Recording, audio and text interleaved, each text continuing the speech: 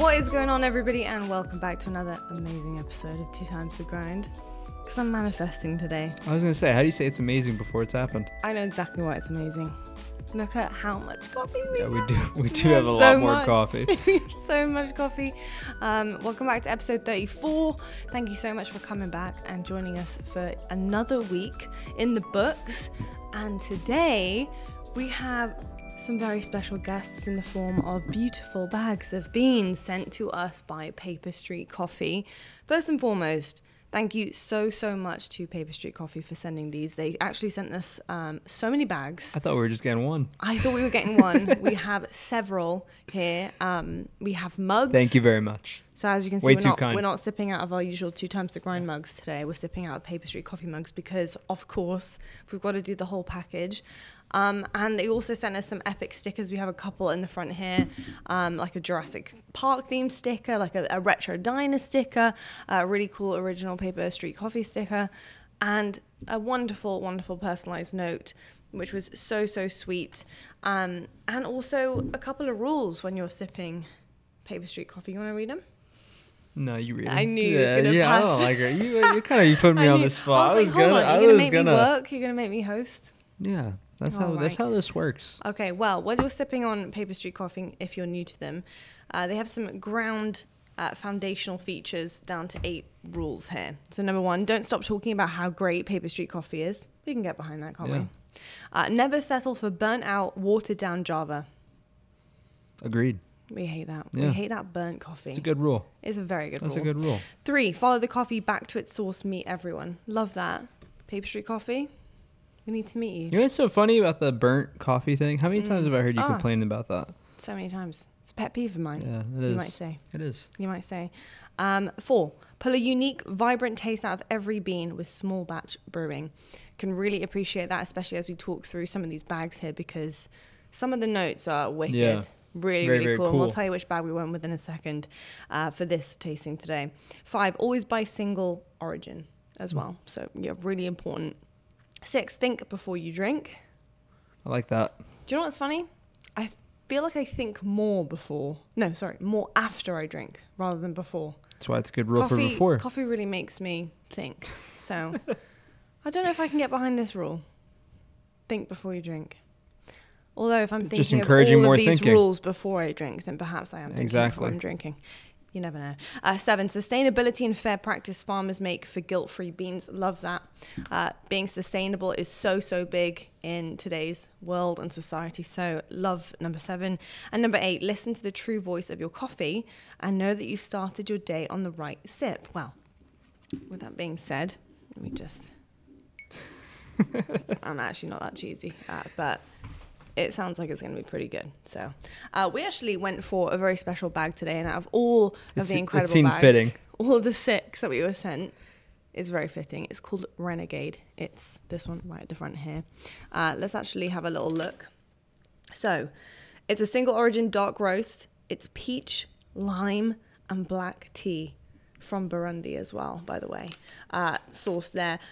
Amazing packaging. Love how simple it is, but also really exciting and kind of like eclectic on the front as well. Yeah, so really cool. Love the Paper Street Coffee logo, by the way.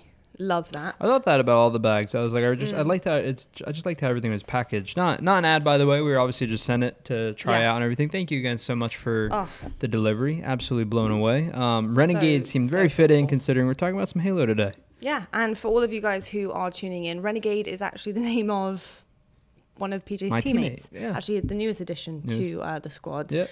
So, yeah, really fitting to be trying this. I can already smell how incredible it is. Good job at roasting it. Good job at brewing it, by the way. Thank you. Very good job. Shout out, Brav. We have a science. Yeah, we do have a science. You want to have a little sip with me? Yeah, I've already had many. But cheers. Cheers. Cheers to Paper Street Coffee.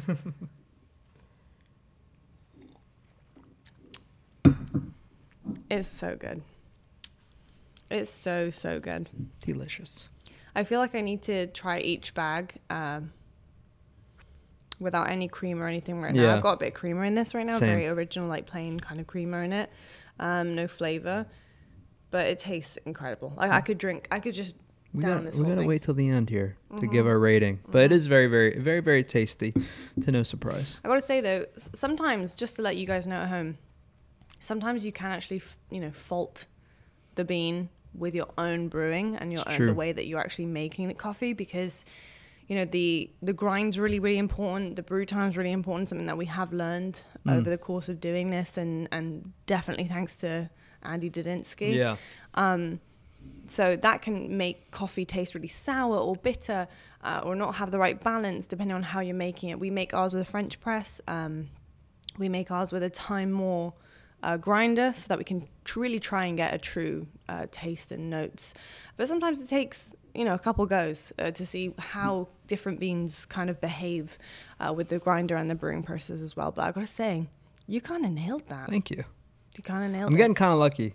Because for the most part, I don't know what it's called. Is it the grind? Like which one you have it set to? Yeah, grind. For the most part, I've used the same. Yeah. And haven't really gone I feel wrong like this yet. has behaved really nicely. It took a couple tries to get it right, and then I forget which one it's even on, to be honest with you. I completely forgot. But it took a couple tries to get it right with the ones that we were doing on the weeks prior.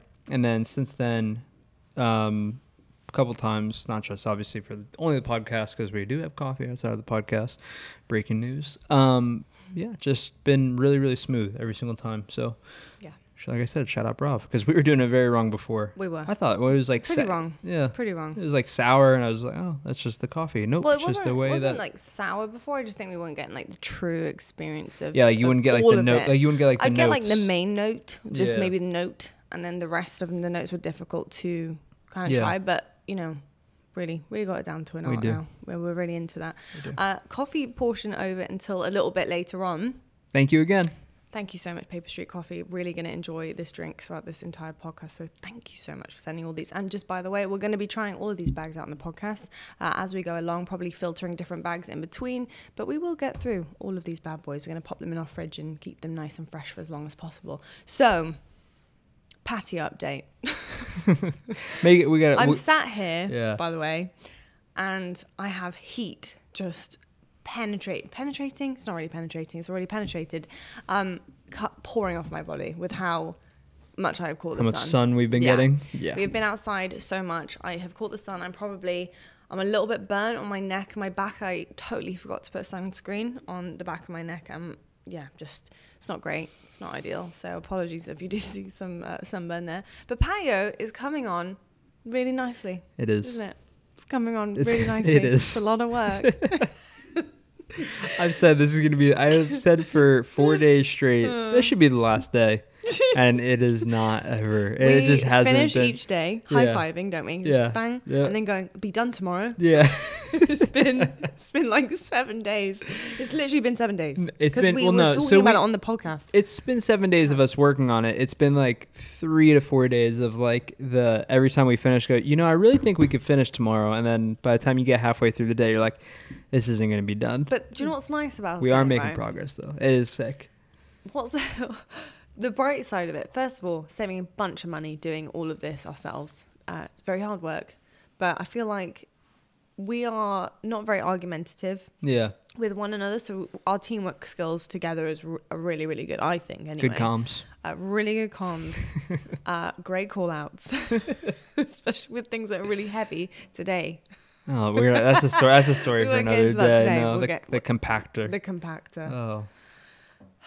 Mortal enemy. Yeah. That bloody thing is. Only to start. The end was fine. Yeah, we did really good though. Yeah. Comms were there for that. Yeah. We'll tell a story another time. We'll tell that story another time. Yeah, we're gonna waste your time with it. But things are going really well with the Patio. It's really hard work, but I feel like we're a really good duo. There's another high five. We're getting there. Potentially finishing. We said should be done tomorrow. Tomorrow. We'll be done tomorrow. We're going to, okay, first of all, one thing, we did talk about it. We are going to take some pictures when we finish up and get it all done. We're going to show everyone, right? We're going to show everyone the hard work we've done. The other thing that I want to say, the reason why we've been not stuck because we've been making progress daily, but why it's taken longer is because we've actually, and we'll show you guys what we mean later on because we're not going to spoil too much, but we have done like 3 to 4 other projects. We have on top of the Patio as well. I'll tell you what it is as well, is that we're ordering the pavers, and I don't know if any of you guys are interested in, honestly, our Patio. No, probably not. Goddamn probably updates. Not. But anyway, keep it short. We'll just do it anyway. But while, we've ordered the pavers, they get delayed, all this stuff. So while they're delayed, we're like, well, we'll just put ourselves to more work and we'll do this in the meantime. And to be fair, we've got we did it. 2 other projects at the same time finished outside. Yeah. Maybe 3 actually. Yeah. While we're doing the pavers and while we're tearing up or waiting for the backyard, we're just getting everything done at the same time. So actually we've done like 4 projects in one. So I'm pretty proud of us. Others, they were delayed and they got in pretty much too late of a time to start it because I had scrims up and everything. Scrims. Yeah. So, it can be difficult, to try and fit everything in. Yeah. And you think that's a long time because we're getting up at like the crack of dawn to do this. It's not. It flies by. The time flies by. Anyway, it's enough Patio update because you guys were like, okay, snooze fest. Right, let's get on with this. But this week, we have a couple things to talk about. Halo, not really drama, but action. Roster mania. Yeah, I like the action. No, I'll tell you what it is, what you did dub it, what we're dubbing it right now. Yeah. It is. The triple trade. The triple trade. I wish we had like a sting now. It'll wipe to a sting. Pew, triple trade. Sting. Oh, God. So like a transition? Yeah, kind of, yeah. Okay. But it's like have you ever seen those like... Oh, I've seen that. It's on OBS. When it comes up, like... Yeah. You know what I mean? I got it. Triple trade. I stream. I know. And then maybe a jingle. You could do it. You could do the jingle because you're apparently a pro singer as of last week. I don't sing for free. That's a rule of my... I'll pay you off our own money. Talk to my accountant. Yeah. When I see the money, then I thought you were about to say talk to my... What were you about to say? I don't know what I'm about to say. Anyway. I'm losing it. All right. It's the heat. I was going to say too much sun. It's the sun.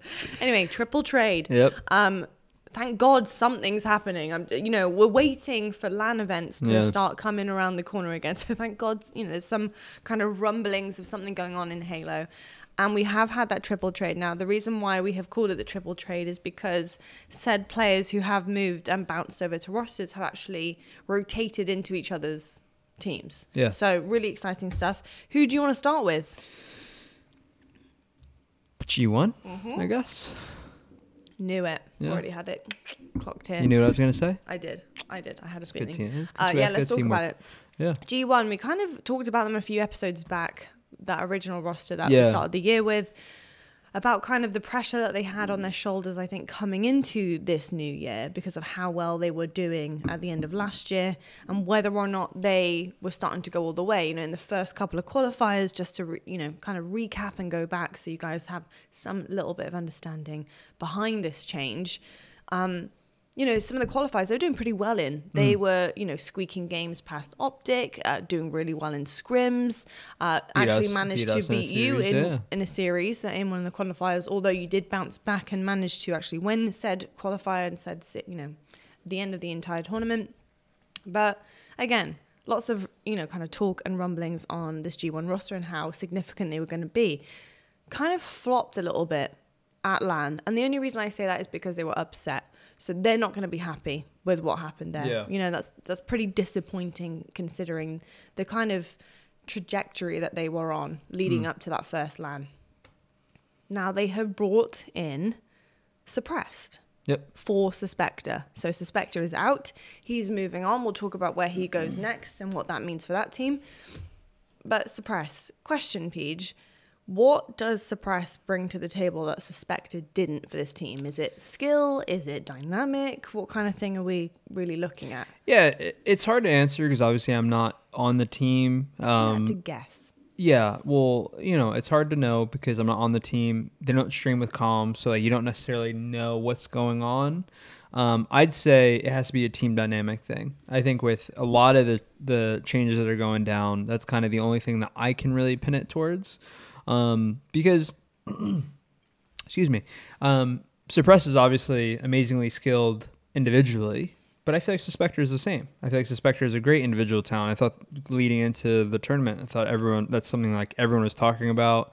When they played against Native White the first time around, I think he went on a running riot game 5 or maybe as a frenzy. It was something crazy game 5 the first time that they played him in pool play.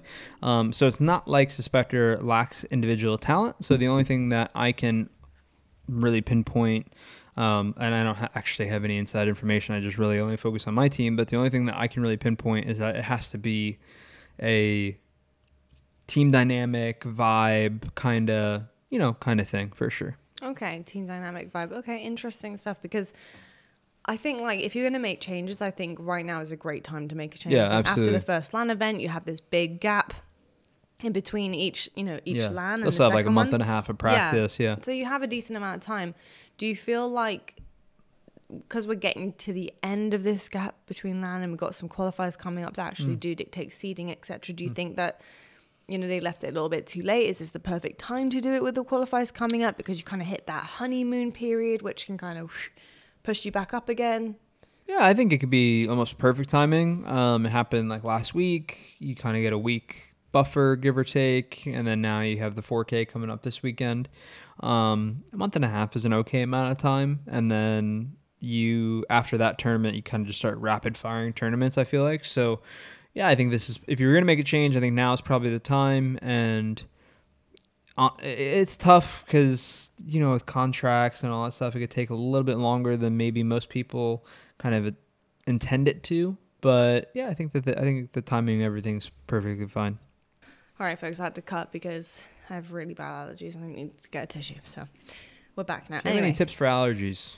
Post them in the comment section. I'll be struggling out here. One probably is don't go outside like 6 hours a day working in your backyard. It's actually really true. Digging up all of the ground and we the said grass that this morning. We said that this morning. We're like, you know what? It's probably not been the right timing of this, but it's all right. We keep it going.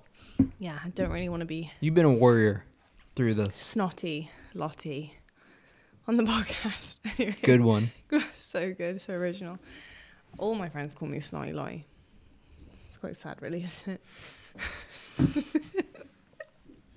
Anyway, there's nothing to it. It's just a name. Anyway. Yeah, I was going to say, make sure you clarify that as you have a tissue in your head. But anyway, so we were talking about G1. Yeah. Yeah, so, obviously, a substantial change. Do you feel like this is going to be a very big change? Because I feel like in terms of team changes, there are some team changes that don't really do a whole lot and kind of keep the team in the same kind of stead, and they still play like the same team. Whereas a team change like your team, totally different team. It's turned your team upside down. Completely different type of energy. Different play style. Yeah.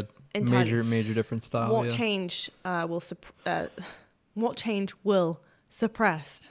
Their damn names are so similar. Tongue twister. It really is. It's just their names are so similar. I have it down. This is helping you practice. I have it down.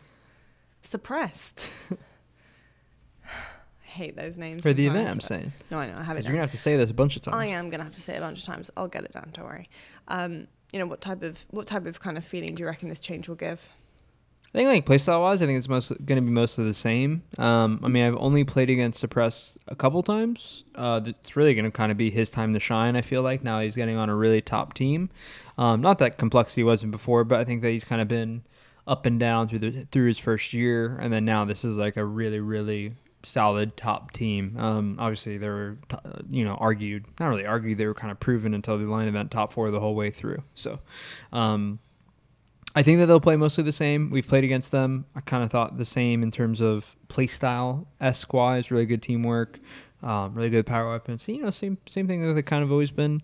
Like I said, I think the big thing for them going forward is going to be just getting on the same page and maybe, work ethic and stuff like that, where maybe they kind of dial it in a little bit more.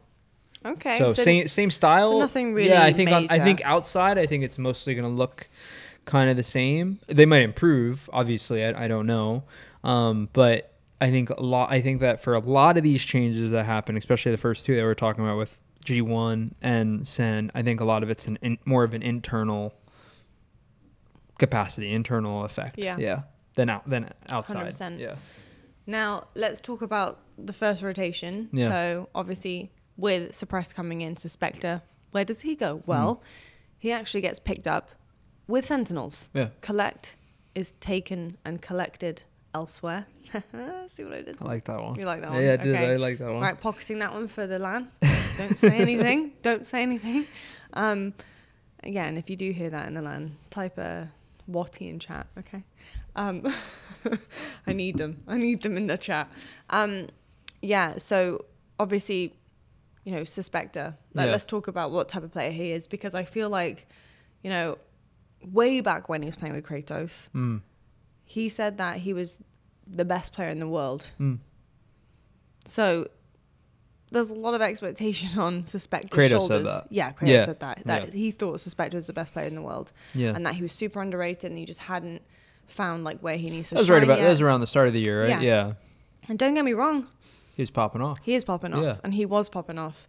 Whether or not he's going to pop off with his Sentinels roster, I'm sure that they're hoping he will. Yeah. Do you feel like this environment with this team is going to be where we see Suspector shine once again with the likes of, you know, Nick and Lethal and Spy? Yeah, I definitely think he can. You know, he went from teaming with... I think that this actually is an interesting change for him, because he went from last year, you know, he's kind of trying to get back to the top. Yeah, he was. And, you know, he, like you said, like with what Kratos said, he was having these like pop-off moments, but he wasn't necessarily like landing on a team. End of the year, he ends on United, which is a really good fit for him. Yeah. He had some really good tournaments. And the interesting thing now with him jumping over to Sen is obviously King Nick and Sparty were also on United, who are very, very known for being a very structured, you know, they're not around anymore, but now Shopify for the most part with Ryan and Rain, but they're very structured, very thought out, very planned attacks, if you will, like planned set strategies and attacks. So I think the interesting thing with him going there is that, and I don't know, we haven't played against him yet. I don't know how much they've actually played. I think they've scrimmed once or twice since now them being a team, but I think it'll be interesting to see if that's the approach that they kind of go down, as like almost a similar-ish style to maybe something that they're really familiar with. Question, because you might have a bit more insight than me, any of us really. So I think it's really cool to see how Suspector, previously being on United with Spartan, with King Nick. Well, he wasn't. I know what you mean. He wasn't on with them, but the same org. That's all. Exactly. With Ryan, basically. Exactly. Ryan and Rain. Yeah. Do you feel? I want to ask you about the change, and like this one, you might not know, but you might have some insight just in terms of pro and like pro talk. Yeah. Would Spartan and that lot have approached to get Suspector, or would they have kind of? So would they have dropped Collect to get Suspector, do you think? Or did they wait to see who was kind of on the table with different... Because obviously we're having this like triple trade. Yeah, so I have no idea. If you had to guess. Yeah, I was going to say I have no like inside info, but I feel like the way it probably went was G1 made a change. It's just always domino effects. Like G1 makes a change and that leaves Suspector on the table. Right. And, you know, if you're looking to improve... and I know they kind of talked about it slightly, being Sen basically said, like, you know, obviously we all knew this, it's nothing to do with individual skill with Collect. So, you know, they're looking to improve. It's not individual skill. Same thing I kind of said earlier, it's just a team dynamic standpoint. They would have saw Suspector on the table and been like, okay, maybe this is a guy, you know, it's another high skill guy that we can bring in and maybe change our dynamic around. Probably looking at him as well when he was on United and kind of seeing how he fit into that type of team and whether or not he could do the same. I think tryouts clearly worked for sure. Moving on to the next part of this rotation, which is obviously Suspector in, Collect out, and Collect goes to Complexity. So a brand new Complexity roster with Collect on it. I think this is going to be one of the biggest changes we're seeing in terms of what an individual player can bring to the table. They also added Monster as well. Yes, they did. I'm excited to see what Collect does for this roster, because I do think that this might not be your opinion, but this is kind of what I'm thinking and kind of envisioning. Talk us through it. But Collect, I think recently, or has kind of been that player who has filled in a gap for a team. Yeah. People have taken a chance on him because they've seen some serious skill and ability, and he hasn't quite been that fully vocal leader, because he's still kind of proving himself to different teams who have been in and doing this for a very long time and been pretty successful with it. Coming on to Complexity, I feel like Collect is the man. I feel like he is the one who's going to shine the most. What do you think? I think like individual skill wise, I kind of agree. The thing that I really like about the complexity roster that they have is I think that now they have they have Cycle, Collect, and Monster, who I think are all kind of 3 really similar play styles in terms of like really fast, really aggressive. They play just sprint and hold forward kind of Halo, and then obviously they have Tusk, who I would think I think Tusk and Collect is a bit of a toss up. Yeah, well, in terms of like leadership wise, I think Tusk will be that for them. Yeah. But in terms of like shining, I think Collect is obviously going to be there. But I am excited to see how Cycle and Monster do as well. They have a really good, on paper roster for sure. I really want to see how they kind of fit in and where they slot into the team and how it all kind of works out. I do think this is going to be an up and coming team. Yeah, I was going to say, I really like Collect, and I hope that it puts them kind of back into that top. I don't know. I'd have to look at every team and look at rosters, but just knowing what team he's on, I'm like, I hope they kind of excel back into the top 6 range. Now top 8, top 6. Talk about honeymoon quite a lot because it is a thing. Honeymooning is a thing. It is a thing. It is very much a thing. We'll honeymoon at some point.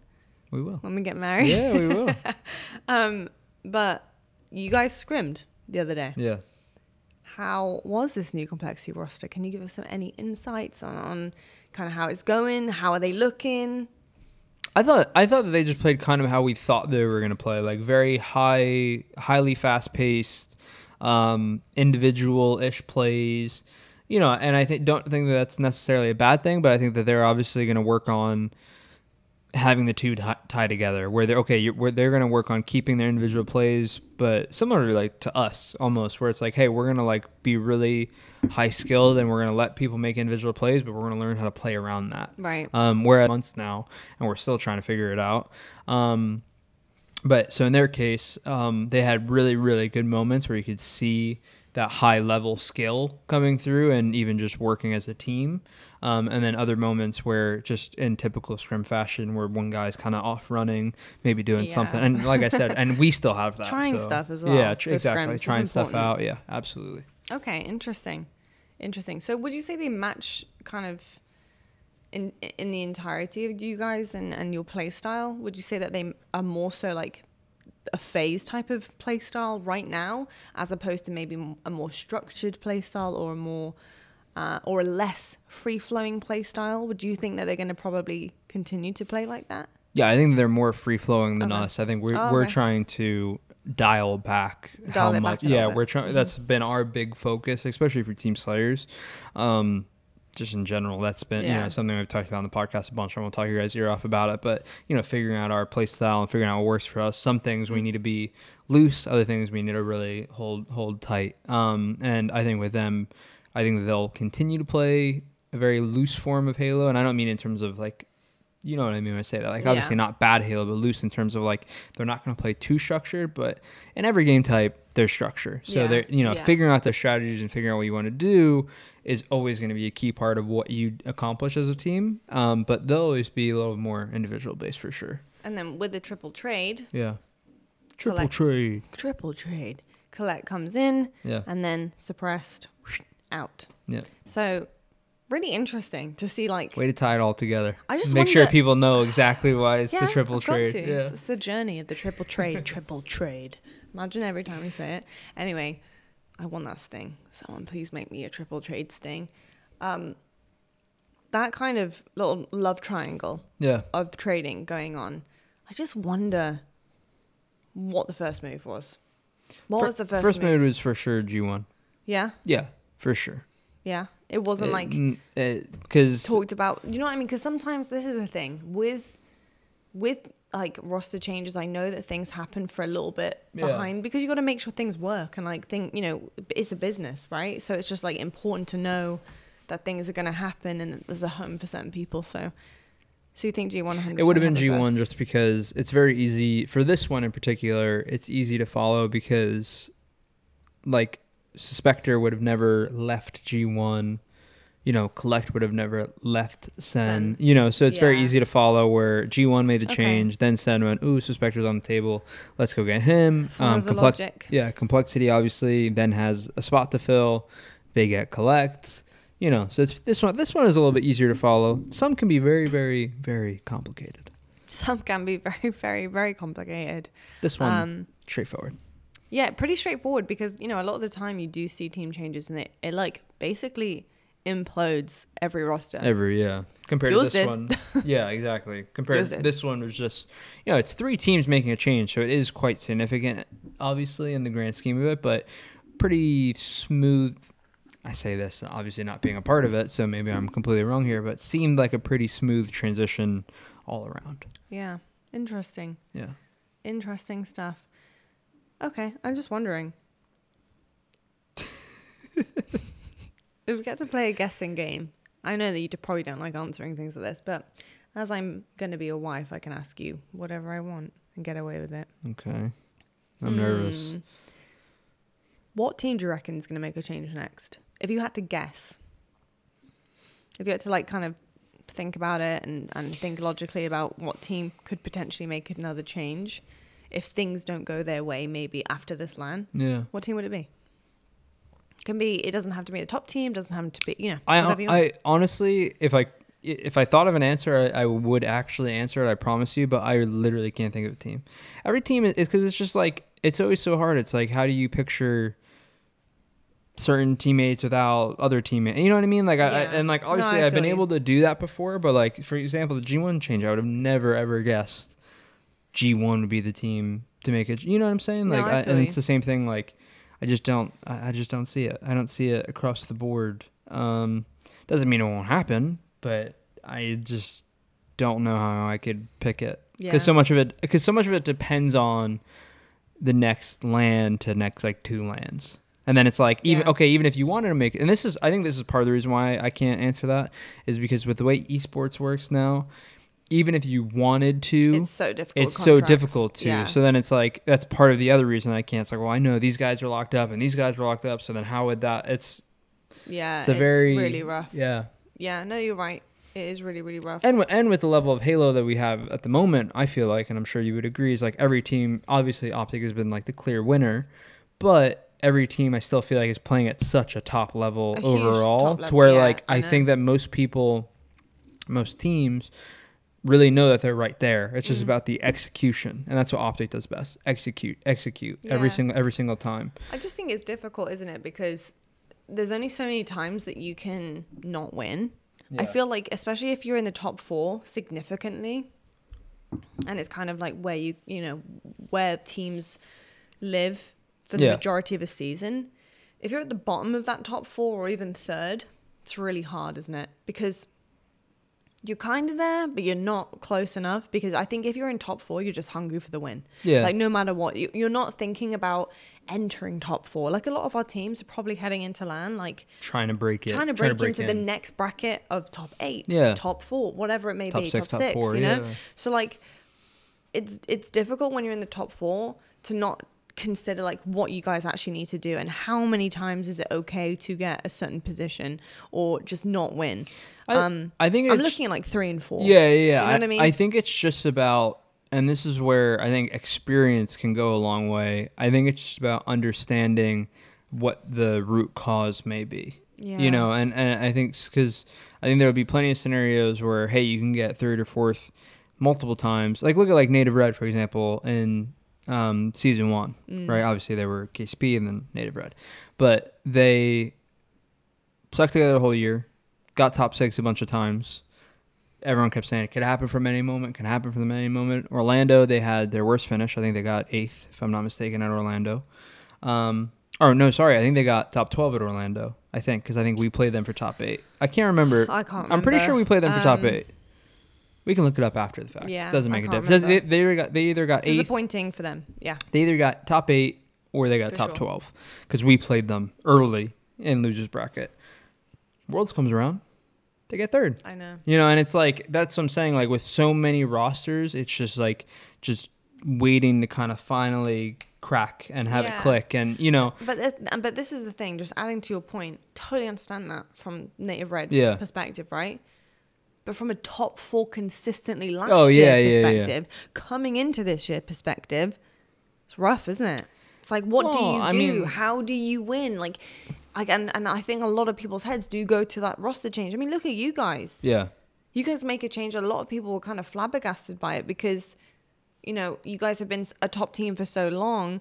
And yes, you weren't getting the finishes, and your finishes are kind of fluctuating a little bit, but you were getting top 4 consistently for most of the year. Yeah. Right. Other than Worlds. Yeah. Yeah. Other than Worlds, but consistently for most of the year, you were getting top 4. You even goddamn won an event. Mm-hmm. I mean, so it's just very difficult. So like when I'm talking about, I know what you mean. That's fair. Like potential roster changes and like questioning and like, I don't know, just wondering, I suppose. I think to what you're saying right now, the only other team that's been consistent in that sense is SSG. Yeah. And like, but the reality of it is they're always on my mind. Yeah, but the reality of it is SSG is unbelievable. Well, that's the thing, right? That's the thing.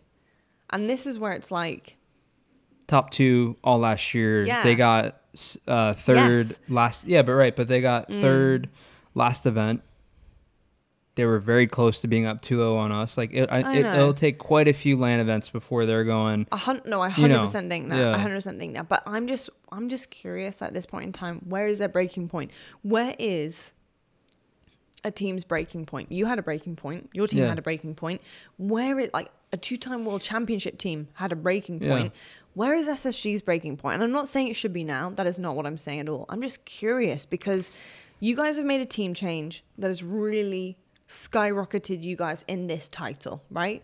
You have made a significant difference in terms of the way that you guys are performing right off the bat this season. So I'm just curious, like SSG now really, in terms of the first qualifiers, the first LAN, has bumped down a place. Yeah. They were already probably wreathing with the fact that they couldn't win that world championship. Yeah. Right? And now they've been bumped down a place to third. It's only one event. I know it's only one event. It's only one event, but it's still in their minds. It means a lot to them. Yeah, of course. Think about consistently not winning last year. No, I understand. I understand. Like all the end of the last year. Yeah. It really sucks. Right. And then to be bumped down a place in year 2. Yeah. After a big significant team change to you guys, it's really tough mentally. So like my big question is, when is their breaking point going to be, or where is it? It might never come because they might figure it out. I don't think it'll be till the end of the season. Really? Yeah. But then is it too late? No, I mean, like, I think that like they will fully expect to be getting first place every event they go to up until Worlds. Like, and then if it doesn't happen at Worlds, that's when you go, damn, Really? Like, so you think that they would hang tight the whole time? Yeah, because I think they're more than because they know that they're more than capable of doing it. Yeah, I mean, look, you know more than me about kind of like the mindset and how you guys work. You guys have been, and I'm talking about you and the SSG guys and all, basically everyone in this kind of top 4. You guys have been really, really high up that ladder for a long time. Yeah, right, for years and years and years. So you guys know how each other think. You've played with a lot of them as well. Yeah. So you know better than I do. But I think from a viewer point of view, my point of view, when I'm watching, I just think to myself, like, I know me as a competitor, and I just be like, what can we do? Yeah. Like, what is there to do? And I'm not saying, like, you always have to jump to a roster change, but do you have to change something completely with your gameplay significantly? Well, to their credit or to your credit, what you're saying, I know a bunch of them moved to Texas now to get better practice in and stuff like that. That's definitely a big jump. So it's not, I think that there's steps to figuring out and steps to trying to figure out what it might be. We say figuring out with them. I mean, they bump down a spot, but it's by the smallest of margins of repulsor that stops a 2-0 lead for their case. And then we beat them again, obviously solidifying. We beat them again in loser bracket final, solidifying like, hey, we were the second best team at this event. Yeah. But like I said, we got to do it. For our case, it was an all year kind of deal. Like we didn't lose the first 2 events and go, oh man, we got to do something. And then when we won the third event, we've talked about this a bunch, so we don't got to go too much into it. But when we won the third event, we were still struggling at that third event. Yeah, I know. So the third event was like, okay, we won this, but like, oh my God, like this is like, what's going on? Like we're going game 5 with everyone. Like this isn't like us. And then honestly, the only reason that this whole thing started, or our whole thing started, was because Renegade wanted to leave Cloud9. Yeah. Renegade wanted a different scenario, and that is what made it oh wow, there's this opportunity over there. Like, shoot, what do we do? Whereas with SSG, I think that they have such a, obviously we're talking about them specifically. They have such an incredible roster. They're such good friends. They're such good teammates. They've got top 2 all year. Even with picking up Bound, they continue to get top 2 all year. Until now we formed and we moved into that second spot. Not because they're not capable. They fully can just take it back from us. Or we could be 1-2. You never know. I mean, the top 3 and even top 4, I mean, I feel like the top 6 is like almost interchangeable for the most part. G1, Native White. I mean, who gets top 4 in that scenario, right? Native 1 got it last time. Who gets it the next time? Yeah. But I think that, and like for their case, to what you're saying, it's just hard to imagine that a player would become available, that they would be. Yes. Okay. This is my next question, because I just want to be dead weird. Go ahead. Just want to be dead weird. Hypothetically, yeah, what would happen, do you think, right?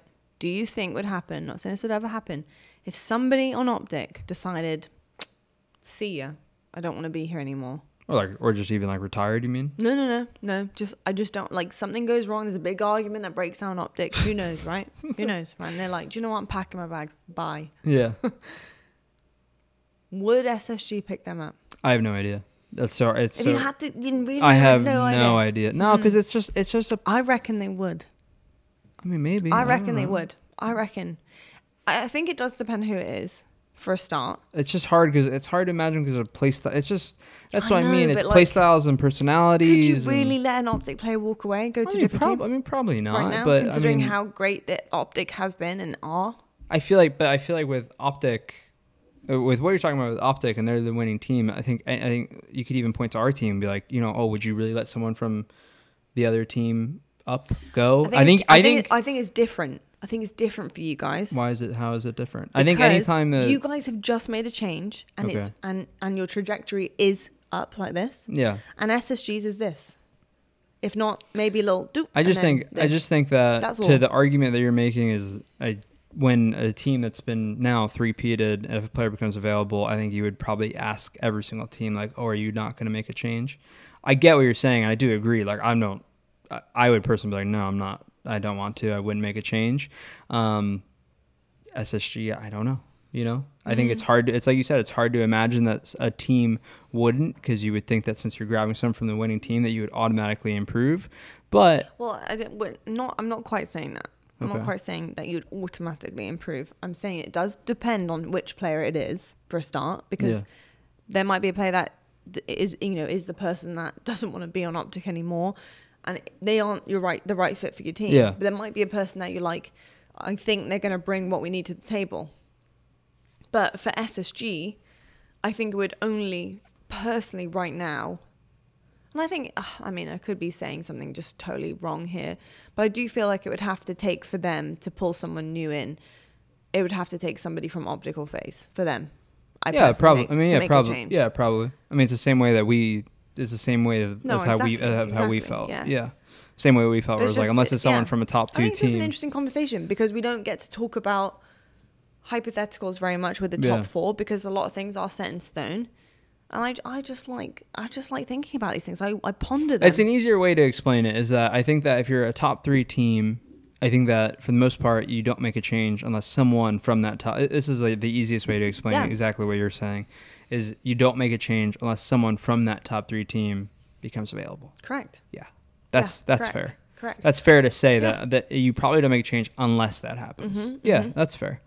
And that's what I mean with the SSG thing is like it certainly becomes SSG thing, us, whatever, it certainly becomes more of you have to weigh your options, for sure.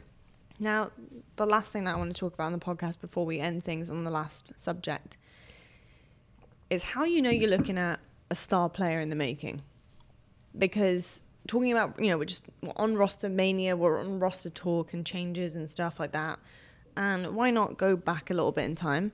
Okay. How do you know when you're looking at that guy, that person, somebody you want to take a chance on, somebody you want to, risk it all for? Yeah. Which you guys did with Frosty. Yeah. You saw something in the kid that clearly spoke to you and Royal too. Talk to me about like how Frosty came about for you guys and for a lot of the viewers who don't know. Well, so with Brad, it was interesting because he was just kind of starting out as a pro player in H2A. But then when Halo 5 came out, I mean, he was unreal. It was he was clear and far above basically anyone that I had seen in Halo 5 at the start of when we were playing. You told me you were playing, like, were you guys playing matchmaking or something, or was it 8s? Well, so we played against the way that we picked Brad up basically was we were really unhappy with the team that we had at the time. We had Cloud at the time, and it just we weren't clicking, and personal stuff was kind of getting in the way. And it's funny, he's like going through some of the personal stuff that we went through back then. Like, I haven't had something like that in 7 years, and it's like, it's crazy because back then it seemed so normal, whereas now you're like, oh wow, it's not the way this is supposed to go. Like, wow. But anyway, so we really weren't happy. EG was still kind of winning in H5 overall, right. And I basically kind of talked to Matt and talked to Tom, but mainly talked to Matt, and I was like, hey, like, over 2 for everybody. Yeah, Tom is over 2, Matt is Royal 2. I basically told them at the time, like, hey, like, because I had a couple other offers on the table, Optic being one of them, funny enough, completely different Optic team. But I just was like, hey, like, if we're not going to make a team change, like, I might just be leaving. Like, I like teaming with you guys, but, like, I just don't think this is going to work. I was like, I think it could work with us 3, but I don't know. It was a personal thing. I just didn't see us winning. We hadn't won, and it wasn't going any better. What roughly were you guys getting at the time? Well, we were top 2 all year. Well, except for one event, we're top 2 all year. So like SSG then.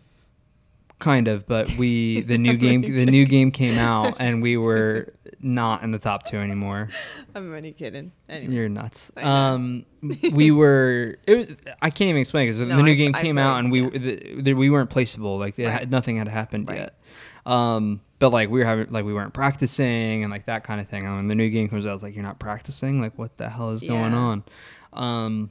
Yeah, because it just wasn't working for you guys. Yeah, exactly. And you in your mind had made up, like, this is not the team. This isn't it. It's I mean, like, if you're someone else or I'm going. If you're like stuck in second place and a new game comes out and your team is having a problem getting on to be a group and to practice and work towards winning, like, it's probably not going to work, So we kind of talked about different fourths. Frosty was a big option because he was like just tearing everyone apart.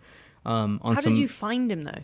He made his way onto like other pro teams. Like, he was on like Cloud9, like with Victory X and Fear Itself. Like, he was kind of starting to climb that ladder of teams, and we played against them, and he was like, we beat them, but it was one of those, like, we beat them, but like, you're just like, wow, this kid's insane. So like, he's dropping 40 on us, Right. Or like, if he had not good teammates, but if he had a better team, if he had a better team around him, like, whoa, this is kind of unreal. And then we picked him up. We played an 8 series, and literally the first game we played against him, he dropped. It was really on our minds at the time. Matt and I played a series of 8s, which we like never, ever, ever do. It's like 4:00 in the morning, and we typed 1, and all of a sudden, like, everyone's like, holy shit, like, because we never played. Yeah.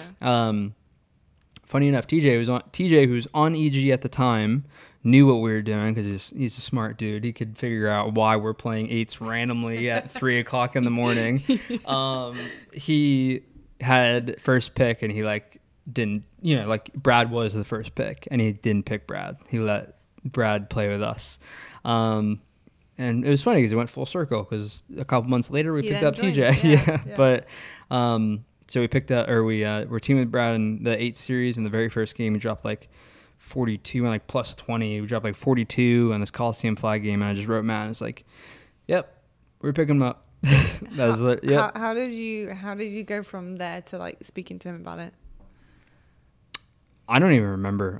No, I really don't remember. I think we had Tom. I think so. The way that I remember it kind of is and I could be wrong, but I believe that he had wrote Tom, being over 2, and like kind of asked if like there was a spot open, and Tom, I think, replied and had said no because like, we're trying to be like non-shady, but then once I was kind of like being the shady one, I guess. Is like, once I knew that he wanted to join us, I was like, well, hold the phone here, now. Like, hold the phone, like, wait.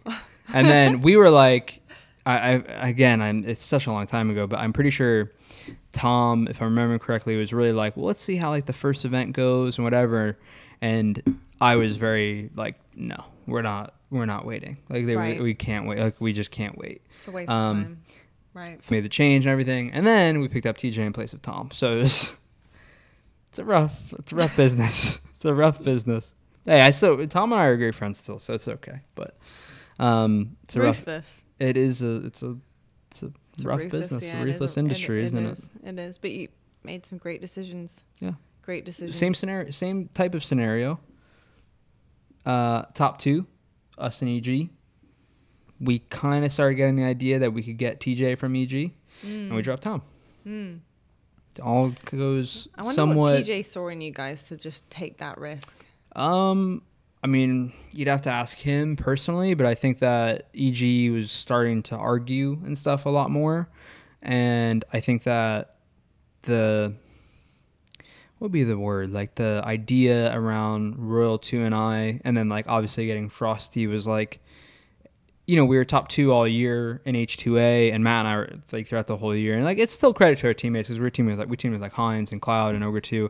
It's still credit to them because like you're a team, and like we wouldn't have had the years that we had if it wasn't for them. Yeah. But like we were putting up like over plus 100s every tournament. So people were sitting there going like, damn, like they're really good. And I don't think, and looking back on it, like even as good as we were, I don't think we were playing like the best Halo in the world. Like I wasn't the best teammate I could be the way that I am now. You know, I was young and I was still learning, and I was still like kind of an all around player, but I definitely like got a lot more kills, you know? So I think with TJ, what he saw in us was just kind of like, okay, well, they're really good with those, you know, like us 3 were really starting to put up a fight for that first place spot. We won a couple like online cups and whatever. And then online cups were like the equivalent to like a 2K now. Right. And then I think that with what had been kind of going on in their camp with EG, he was kind of like, Probably like, saw like a potential swap. Yeah, it was like they were kind of arguing, and it was like placements. Yeah, it's just like, you know, like they'd won 5 in a row, and the new game came out, and they just weren't seeing eye to eye fully. Yeah, and he was kind of like, well, you know, him and Brad were really good friends at the time too. They played a bunch of, a lot of people don't actually know it, but they played a bunch of Halo 3 MCC together, like before Halo 5 came out. So just kind of all aligned, because like we really weren't friends. It was probably one of mine and Matt's biggest weaknesses with when we were on our come up, is that we weren't really friends with people. Like we're just, and I'm still this way to this day. I'm cool with every pro, and I mean like I'm friends enough to where like obviously I say hi to everyone, but like, I mean, and you know this. Actually, I'm a little different now because I'm older, but I didn't like hang out with people. I just would kind of go to tournaments, play, and like fly home. You know, where a lot of the things, it's like a social gathering. I'm a little bit better now. I'm trying to enjoy the experience a little bit more. Obviously, you've helped me a lot with that, where we actually go see our friends. Well, I think you started to become a social butterfly when I was around. I did. I've told everyone that story. Everyone knew it. My team knew it. They were like, whoa, PJ's going to the casino? Like, what? I didn't hide it. I was like, yep. I didn't hide it. I was like, yep. Absolutely. Yeah, so it was funny because I think that's actually something that held Matt and I back a lot. It was, you know, we had asked, I don't know. I still to this day wonder what would have happened. We asked Ola to team like 3 different times in H2A. And he said no. And he said no all 3 times. He told us it's one of his biggest regrets, because like obviously we went on to win a bunch in H5 and stuff. I mean, he made it work for himself. He got an NV and he was still in the top 2. He won plenty of events in H5. So, you know. But if it's someone's biggest regret, that's what he said. Then sucks. That's what he said to us. But I think part of the reason, and I know it for a fact, is part of the reason why it didn't happen was because we just weren't acquaintances. We weren't friends. We were just competitors. Yeah. Like he chose in H2A the second year. He chose Cloud. He had hurt his hand. He got dropped from EG. Yeah. Obviously healed, and he was ready to play again. And he joined Cloud9 over us. And Cloud9 at the time was like a fourth, third. And where were you at the time? Second. We had just gotten top 2, like the very last event of the first season. Sorry, hard to get it all together. We had just gotten second and lost to EG. We took them to a second series and lost in that second series in the final. So like we were like, EG was still ahead of us. They'd won 5 in a row, but not at the time. I guess it wouldn't be 5 in a row. It would have been like 2 in a row for them. Right. Oh wait, no. No. So I'm so sorry. That's completely wrong. It's okay. It's a long time ago. If I'm remembering correctly, season 1 would have been with Richie. No. So season 1 with Richie, we had lost. We lost winners bracket finals to them game 5, and then we lost in the finals like 3-1, I think, or maybe 3-0. I don't remember. But we had asked him to come join us, and he chose Cloud9 because and he literally said because they're some of my best friends. You know, he had won with Victory X and Fear Itself. I get it. I didn't get it at the time. I was like, that's kind of. I was about to say something that's so mean. Don't say that. Friends over fortune. There was no money back then, so that's not true. Maybe but no, fortune, I suppose, in the kind of like achievement sense, I suppose. I don't know. I mean, those guys had won. I know. I'm just way saying more... later on, the longevity of your career. Yeah, but it's been huge. But who has a crystal ball to know that we're gonna go? Exactly. You know, at the time, exactly, he had won 3 events with Victory X and Fear Itself. Yeah. So he's kind of like it's a new game, but he's kind of going. You know, I think we can go do this. I think we can go do the same thing. I can understand. But we just got top 2 all year. So that makes sense. Yeah. That makes sense. Thanks for sharing. No problem. Hard to predict the future. It is very hard to predict the future. That's a very good kind of like end part to everything we've been talking about. You just never know. It is hard to predict the future. And I think it's interesting to see how teams kind of improve, push forward, especially if you have been in that top 4 for a very long time and it feels a little bit stagnant after a while. And I think especially coming off the back of a season into a new season, and you still haven't quite got to your peak level yet, it can be really difficult, especially when you haven't made any kind of changes to a roster. I think most top teams, I think one of the benefits of top teams, or not one of the benefits, one of the qualities, if you will, is that they are able to know if it's like we just need to keep improving or if something has to drastically change. Yeah. For us, going back to like H2A and stuff like that, it was like something had to change. Like what we weren't progressing to where we were. Obviously, a new teammate was going to lead us to that. Yeah. I think experience will help with that too. Exactly. Whereas like in Halo 5, for example, when we were losing a Splice and Splice was incredible, we didn't look to make a change once. We were just like, we knew it was just going to take time for us to figure this out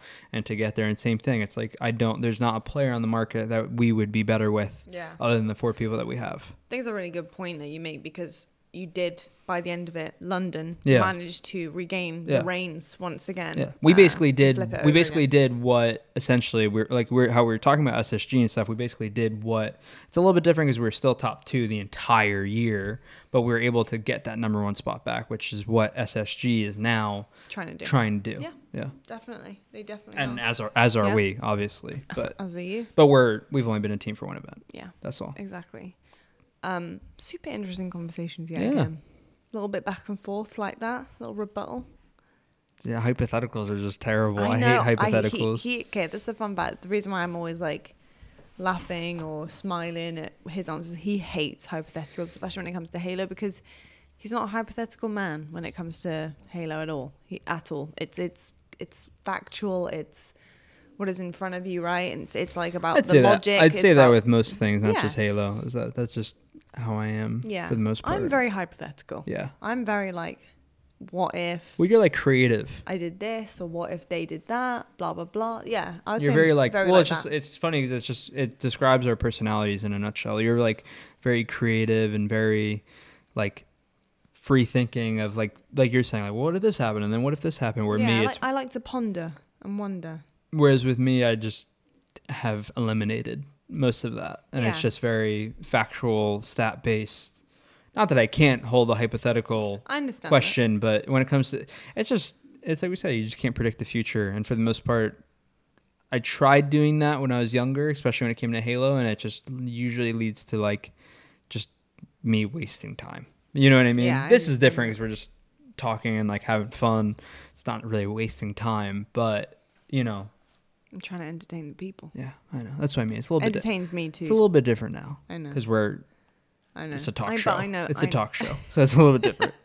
I know it's difficult though, but you did great, babe. Thanks. Getting out your shell, thinking a little bit about the crazy ideas that I have, etc. But in all honesty, I think the hypotheticals that I did give are not completely out of the realm of normality or potential to happen. You never know. I think I'm all hypotheticals I would say are later in the year, but you never know. I think that they are understandable questions to be asked at a certain point in time. Maybe not now, but just an interesting one to think about, and for you guys to think about. And I want to know your opinions on all of it, so make sure you're commenting, because we read every single one of them. Thank you so much for always talking to us. I really do appreciate it. We really do appreciate it. It's absolutely amazing. And it is about that time, folks, where we are going to be rating, having a bit of a stretch, the coffee, which is Renegade. Yeah. See, so so fitting. This is the hard part, right, about this, because I have drank every single bit of this. Yeah, me too. It was delicious, super smooth. There was no serious acidity. Yeah. Considering it's a fruity one. No acid, no sour taste, not bitter at all. It was perfect. Really beautiful, really light, quite sweet. It wasn't like, it doesn't put hairs on your chest, you know what I mean? It's not really thick and strong. It's really light, sweet, summery tasting coffee, would you say? Yeah, it is. It's a dark roast still. Yeah, it's not a light roast. When I say light and sweet, yeah, I mean, no, like, I know it's the flavor profile of it. It's not like, I can't explain it other than thick. It's not like a thick tasting coffee. It doesn't have that molasses, brown sugar, want to go curl up in bed type of coffee taste. It's more like a spring in your step. And it sounds really dumb, but you know what I mean? Yeah. Like a habit, like drink it outside. Yeah. On your patio. Looking at the flowers. Exactly. On the patio. Exactly. Got work to do tomorrow. I'm going with an 8. An 8? Yeah. What? I was varying between a 7.5 and 8 because 7.5. I thought it was really good. I really low. You said it's low. I'm like. Well, okay. So can I give some reasoning? You can. Because the reason why I go 8, 8's not low. Do you really not like your teammate that much? I love my boy John. Do you think an 8's low? Okay, it's not. An 8 is not low. No, an 8 is not low. I'll explain. Okay, I'm gonna explain my reasoning. For me, it's an 8. It is absolutely delicious, and the reason why it's an 8 is because I don't normally like fruity blend. I understand that. As all. Yeah. So I think that I imagine that when I jump into some of these, he's more of the thick ones, right? Yeah, I'm more of the put hair on your chest. Is that what you said? Kind of. Yeah. Kind of. You're so funny. That's more my style, but I thought this was absolutely delicious. I still enjoyed it. I still love it. I'll have it again. An 8 is not a low score. An 8 is actually especially for what I like. An 8 is a very high score for what that is. I love dark roasts. I also love fruity roasts. Very much. Yeah. Like, it's actually probably one of my favorite coffee notes is fruit. And I love the fact that this is black tea as well. Peach, lime, and black tea. So cool. Yeah. Such a cool flavor profile. It tasted amazing. I could not fault this one. I really couldn't. So I'm going to give it a 9.8. It's probably one of my favorite fruit ones I have tasted on this podcast without question. So I'm going to give it a 9.8. I'm only deducting a 0.2 points because we brewed it. Yeah. And I would love to visit Paper Street Coffee and have them brew one for me. Yeah, especially. I really would. Yeah, absolutely. We should at some point do that because that'd be really fun to do that. I thought it'd be high for you. I thought it'd be really up there. I knew it'd be high, but I found that so easy to drink. Oh, I told you, and you know for a fact about me. I mean, look, completely gone. So you know how I felt about it too. It smells incredible, by the way. Absolutely amazing. When we opened the box, it just got the whiffs of just like stunning smells. Absolutely amazing. But once again, a huge shout out to Paper Street Coffee. Thank you so much for sending all of these. We will be trying make sure we save these them. Bags. Yeah, we're going to be saving them, sealing them properly. We haven't opened the rest of them because we want to keep the beans as fresh as possible. Hard to not open them though. I know, but we can't. I know. It's important. Keep them really, really fresh. We're going to keep them in the fridge. That's what we do with all of our bags. Keep them really nice and fresh. But insanely generous. So thank you so much to Paper Street Coffee. Really sweet and a lovely note as well, which gets me in the feels. So Well, anyway, guys, hope you enjoyed today's episode. Thank you so much for sipping along with us and listening to everything that we have to say about Halo. Hope you guys enjoyed everything we talked about. Talk to us back. We want to hear your comments and your thoughts and opinions on everything that we discussed. And until next week, folks, next Thursday, because believe it or not, we're back, baby. Aren't we? We gotta stop saying that. We're doing this. We gotta stop saying that. We ain't going anywhere. We're doing this. We are. And we might need to do one on the patio. That'd be cool. That would be kind of vibey. It sounds like a nightmare audio-wise, but that would still be cool. We could pick a good day to do it. Maybe we pick a good day to do it. We could pick a good day. Maybe. We'll have to wait and see. But thank you so much for listening. We will catch you next week. And as always, folks, stay on the grind.